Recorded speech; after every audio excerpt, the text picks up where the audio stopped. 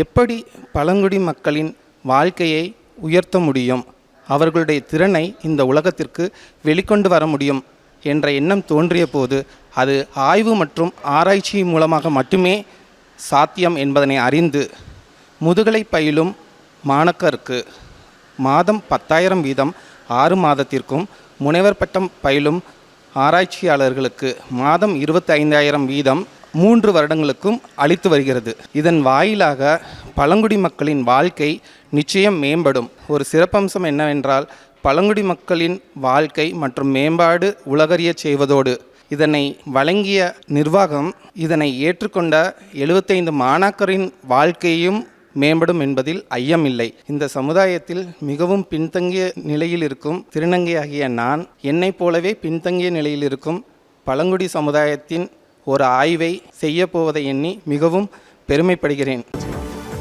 வெளியீடு உங்கள் செய்தி மக்கள் தொடர்புத்துறை.